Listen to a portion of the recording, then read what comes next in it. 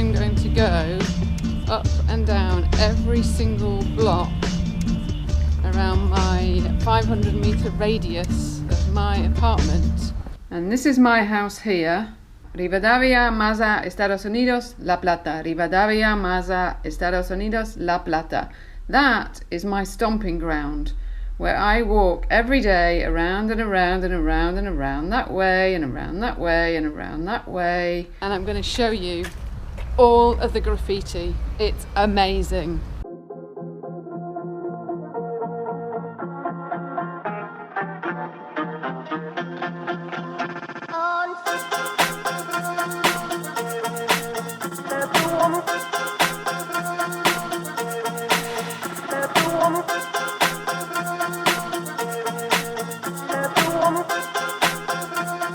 Since I came to Latin America 3 years ago, there's lots of things that I've realised I was taking for granted that are actually a luxury.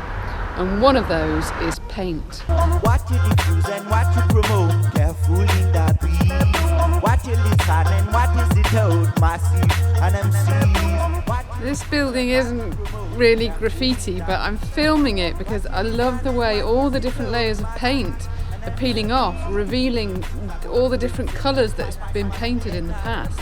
And it is actually like a piece of artwork. I love it. You wrote music can make I die. You're fake and you still lie. It make a man and me say lose my mind. You really behind. What you diffuse and what you promote, careful in that breeze. What you listen and what is it out, massive and MCs. This one is actually on the door, which begs the question, is it still graffiti if it's not on a wall?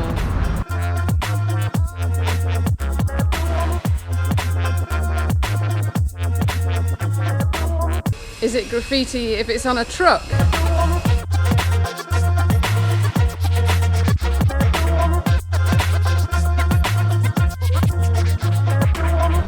So I googled graffiti, and apparently it's artwork that's in a public space. If Banksy broke into my apartment, sprayed using a stencil on the wall, thereby increasing the value of my apartment by 3 at least, is that not graffiti? Because it's not in a public space. What you listen and what is it out, massive and MCs. If we define graffiti as art in public places, I'm going to include these plaques. They were strategically put around the city in significant places to honour and remember the 30,000 people who were disappeared during the military dictatorship of the 1980s.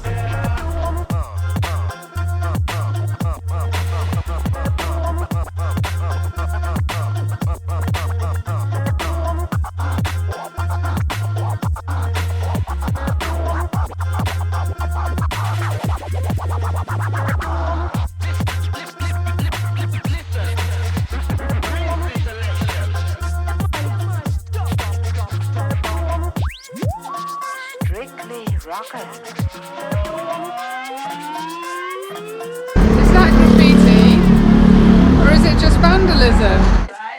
All right.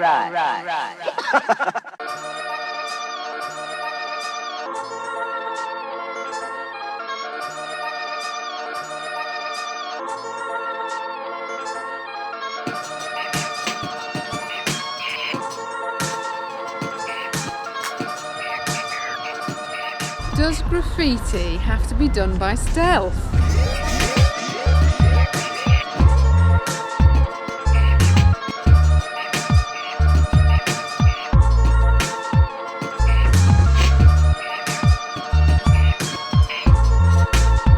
The question of stealth is a question of law. In the UK, it's illegal to graffiti, which is why graffiti artists usually operate at night time, and they've developed really fast, efficient methods to create their artwork, like using stencils and stuff like that. In the US, it's a little bit more complicated because you can be punished for defacing property, but if you're expressing your political dissent, which you have a constitutional right to do, you can't be punished. So if you don't want to end up behind bars like this Argentinian Vishnu, make sure you know the law.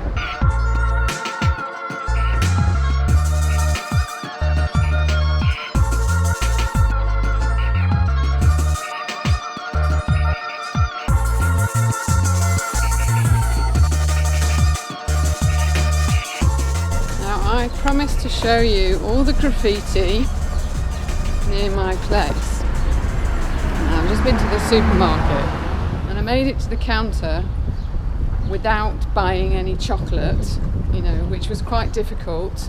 I had to talk myself out of buying the disgusting chocolate that was there until I saw this.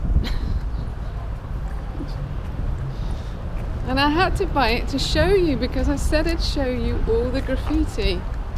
So it's your fault. Your fault.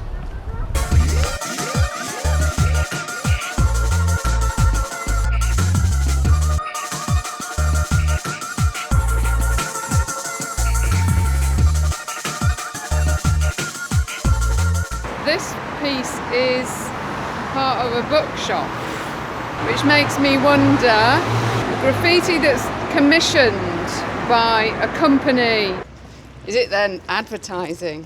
Or even a government? Is it then propaganda?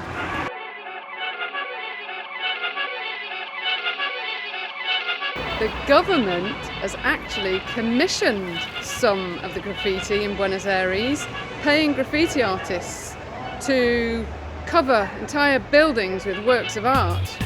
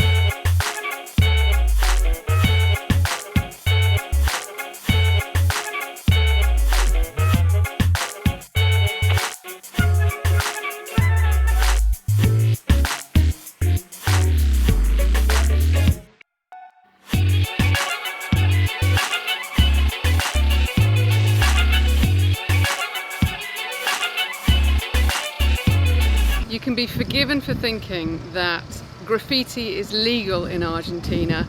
It's not. But I think this city that is so jam-packed, full of graffiti, is a sign of an artistic city, of an intelligent city, of an expressive city, and of a place that is politically active.